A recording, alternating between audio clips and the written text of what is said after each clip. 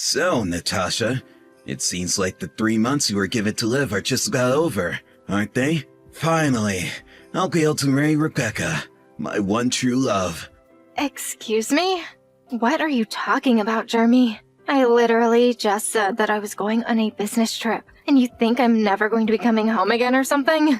Besides, Rebecca is the name of my oldest friend. You aren't being serious about her, right?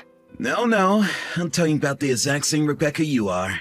It was about a year ago, when you and I were having that housewarming party. That's when we first got to know each other and fell in love. Before long, we had exchanged numbers and were going on dates with each other all over town.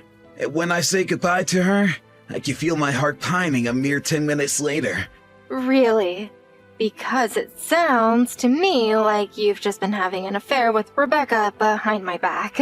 Are you kidding me? Is that all you got out of that? Well, I guess it doesn't really matter since you'll be dead soon. You can say all the cruel things to me that you want. Soon I won't have to worry about you anymore. I seriously have no idea what you're talking about. You're not making any sense at all.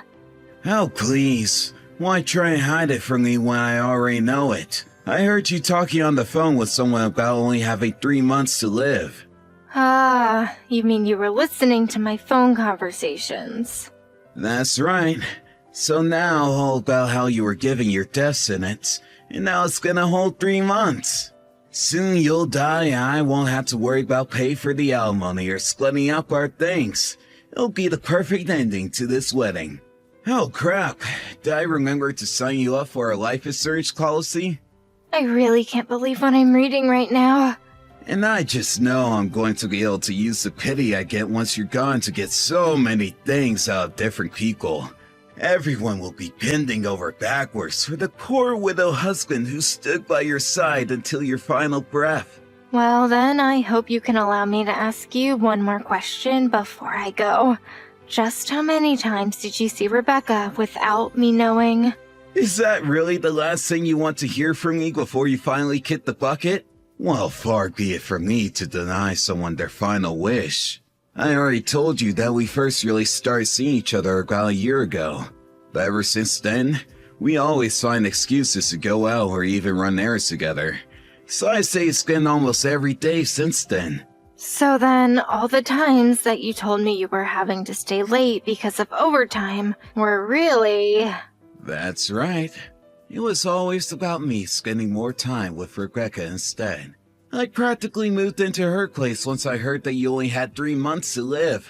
And I take it this was right around the time that I left for my long business trip that I'm on right now, yes? That's right. But even before then, it's not like you ever had any idea what was really going on between us. I see. I think I finally understand the full picture. And this is really the last thing that you want to say to me before I die? It won't matter at all when you're buried in the dirt. All you've been is an obstacle to me getting to spend all the time I want with the true love of my life. I really hope that you didn't spend too much time trying to think of these petty little things to say to me. You sound more like a little kid dying for attention than you do a proper man. And just what is that supposed to mean, huh? I mean that I don't know if you've been hit in the head lately, but you're acting like a moron, Jeremy. You're still not making any sense, you walking dead woman. I thought you said that I was allowed to say whatever mean thing I wanted to you, no? Oh, right. I guess I did say something like that, didn't I? Anyways, I suppose I've gotten enough out of you, so I'll be taking my leave now. Oh, you will be taking your leave, I'm sure about that. You know, for a dead woman, you seem to be awful snug. Not that it's going to make a difference.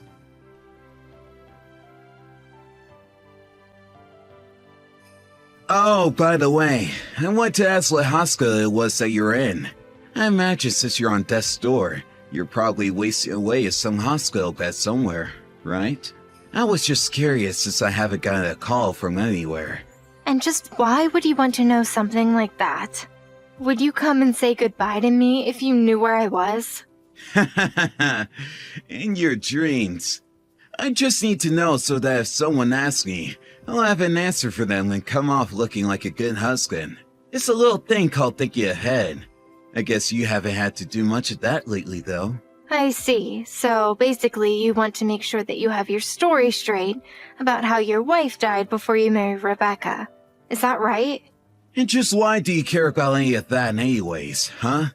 Well, first of all, I'm not in any hospital right now. Oh, really? You're not? So you're just lying at bed at home withering away then? Well, thanks for letting me know.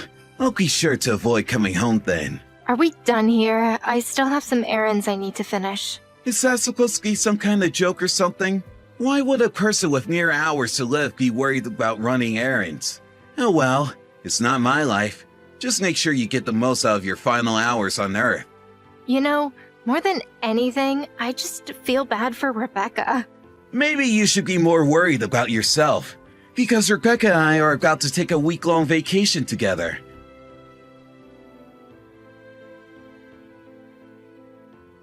Hey, Natasha! What the heck is going on here? Why is all this now about you suing me? This doesn't make any sense!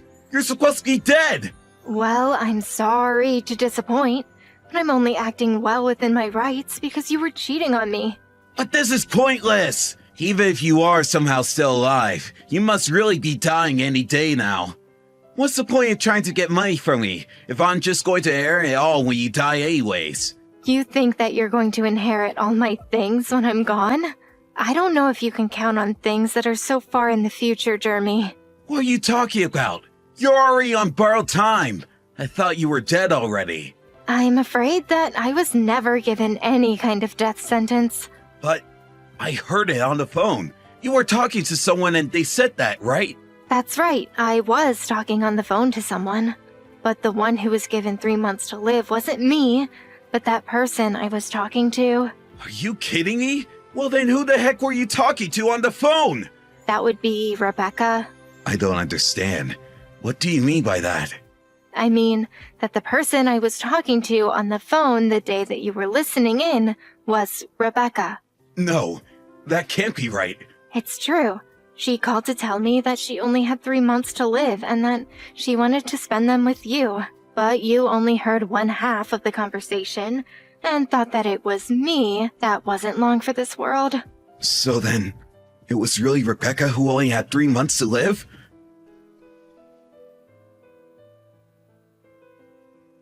Natasha, I want you to know that Rebecca and I are through. What are you talking about now, Jeremy?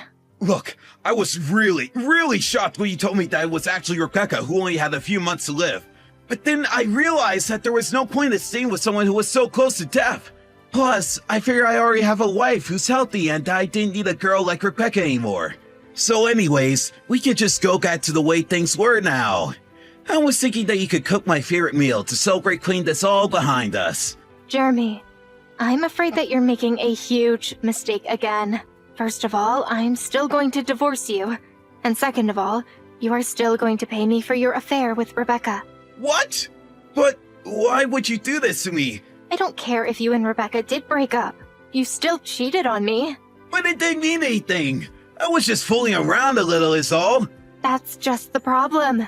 You were fooling around while married. Honestly, I have no idea why you think I would want to stay with you after all of that. Even if we did stay together, it wouldn't fix anything that you did. No, hold on. This isn't how this was supposed to go. You're supposed to be happy that I chose you in the end. This is a good thing. Be happy! Let me let you in on a little secret you might not be aware of. What more could you possibly have to tell me? Do you know what Rebecca's friends call her behind her back at all? I have no idea. What do they call her? They call her a cheater and a liar. They call her a liar? Not only that, but she's well known for how cunning and sneaky she can be. But I don't get it. That isn't the Rebecca that I know. Well, that's because she is the type of person who would lie to anyone to get what she wants. Wait a second. Does that mean that she's not actually dying right now? That's right. It was all a pathetic little lie to try and get me to give you up to her. Oh, come on! That's just ridiculous. I know it sounds crazy, but she's been like this ever since we were kids, actually. She would always lie about being sick or hurt or whatever else to get people to feel sorry for her and let her do whatever she wanted. So when she called telling me that she had months to live, I figured it could only be another one of these plots. I didn't really think much of it until you came to me thinking that I was the one who was dying, and then you revealed all about your affair with her. You admitted to every little detail of your affair with Rebecca, and saved me the effort of needing to find any evidence. But that means there was no reason for me to break up with Rebecca in the first place!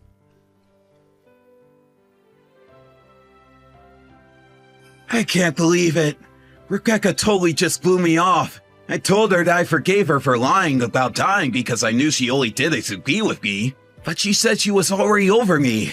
How'd they all come to this? Oh, I guess I forgot to tell you one last thing about the kind of person Rebecca is. What do you mean? What did I miss? Well, the moment anyone shows any disinterest in her, she automatically loses any positive feelings towards that person. She might have loved you one day, but now she'll be nothing but frigid. Really, she's just a very prideful person.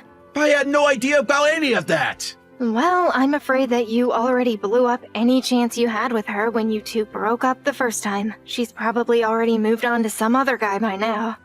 She does tend to work awfully fast. I really had no idea that she was that kind of woman, though. You should have warned me. Why didn't you say that it wasn't you who was dying but Rebecca? And why didn't you tell me that the whole thing was probably just a lie anyways? You knew all along! I already told you about how Rebecca and I don't really get along anymore, right? Did you tell me that? I told you all about how for the past few years, her attitude has been getting worse and worse, and she keeps treating her friends poorly. But you know that I hardly listen to you when you gripe about stuff like that. Okay, well that's entirely on you. Besides, you're the one who went out cheating. Did you forget about the ring on your finger? I don't have any more time for your nonsense, Jeremy. You will pay for what you've done, and that is final.